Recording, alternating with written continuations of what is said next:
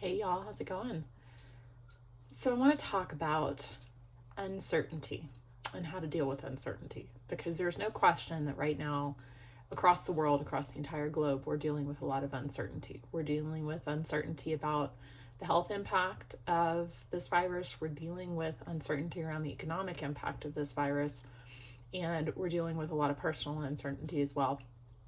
And the way that we move through this on an individual level, first and foremost, because that's what feeds into the collective response, is how we respond as individuals. So first and foremost, we want to honor the fact that yes, this is real.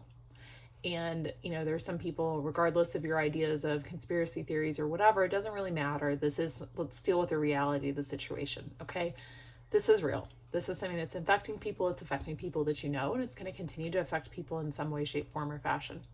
So how do we deal with that? We want to honor the feelings that we have.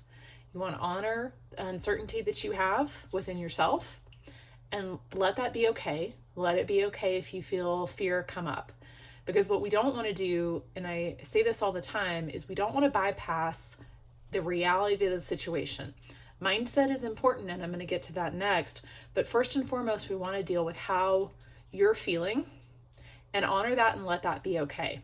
Don't say, don't be afraid. Well, fuck that. Okay, people have fear, people have uncertainty. Let's rather honor the fact that, yeah, this is an uncertain time. I have some anxiety. I have some fear about my health, my finances, my parents, whatever it is. And speak that and say it so that you are acknowledging it, so you're not ignoring it. And then from that, take the next step, which is these things are out of our control. They're wholly out of our control. What we can control is our own world. And when things get really intense, all that's left for us, truly all that's left for us, is our faith in something beyond ourselves. I don't care what you believe in. I don't care if you identify as an atheist and believe in nothing. Maybe you believe in just the universe itself. It doesn't matter.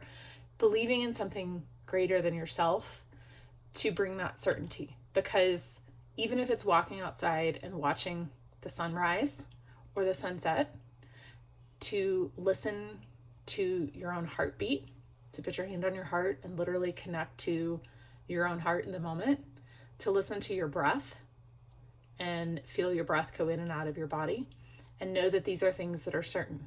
The sun rises and sets in the morning. Well, rises in the morning, sets at night. You breathe and your heart beats. And what that does is that resources you in the moment. It brings you back into the present, because it's so easy to spin out on, oh my God, what's going to happen? What's going to happen? What's going to happen? And that creates a lot of horror. It creates a lot of anxiety, and it creates a disempowered state. And more than ever, these are times that we need to stay in an empowered state to the best of our ability. And that means connecting with those things. It means connecting with whatever power, whatever higher power or entity or force or science that resonates with you, and trusting in that, and trusting that we're taking it one day at a time, and coming back to having compassion for yourself and for others. Because this is also a time where you want to understand more than ever, everyone is going to deal with this differently. Not everyone has the emotional resources that you do. Not everyone has the ability to process things as quickly as that. People are going to respond to things very differently. And so you need to have compassion for yourself in this situation and compassion for others. And that may mean setting boundaries around communication that you have with people, or boundaries around what's coming in on social media. Because what we can do is we can get into a spin on it, right? All of a sudden we're spinning out, and all these things are coming in, and we catch ourselves, and you feel your body tensing up, and oh my God, that's not helping you. We want to stay responsibly informed about what's going on in the world without allowing it to overtake us. And so that means you're setting boundaries around, maybe it's, do you delete your Facebook app on your phone? Maybe you set social media limits. Maybe you just check the news once a day in the morning or once at night. That you give yourself distance and space to process this and come back to remembering the things that resource you. So a gratitude practice is a great thing right now. And again, none of this is about denying what's going on. It's about resourcing you.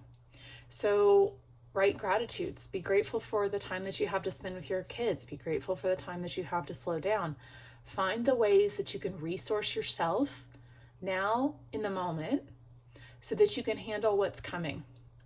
and find something that anchors you back to the fact that this is bigger, and that, you know, when we get into kind of that very myopic focus of the immediate, we forget that there's always a bigger picture to this. And even if you look back through history and you look at the times where we've had plagues or war or pandemics or recessions, this too shall pass. This too shall pass. Remember that when you start to spin out, and come back to what will resource you in the moment to get through the day to day or the hour to hour, so that you're able to approach the situation with as much certainty as you can create for yourself. And sometimes that certainty is literally walking outside and watching the sunset. I did that the other day too, because it's coming back to what you know that can ground you, so that then your mindset is better able to find solutions. You're better able to support other people and better able to support yourself. That's how we navigate times of great uncertainty. So I love you guys. We will get through this. Everything will be okay. We're going to navigate whatever comes up, and we will find a way to honor how we're feeling, to anchor back to what we truly know to be true, and to remember that we're all one. More than anything, what this virus is showing us is that regardless of your skin color, regardless of your politics, regardless of your beliefs about anything, we all breathe in and out, and our hearts beat, and we are all humans. Let this be a reminder of that more than anything else. So often we look for what separates us. This is a great unifier.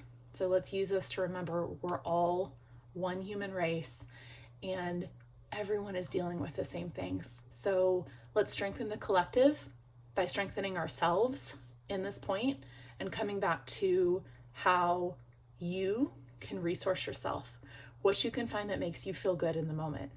Because it's not about denying reality. We know that there's a lot of things going on. We know that there's going to be an economic impact. Let's do the best we can to resource ourselves so that we can all support each other through this. That's how we're going to get on the other side of this. I love you guys. Sparkle on.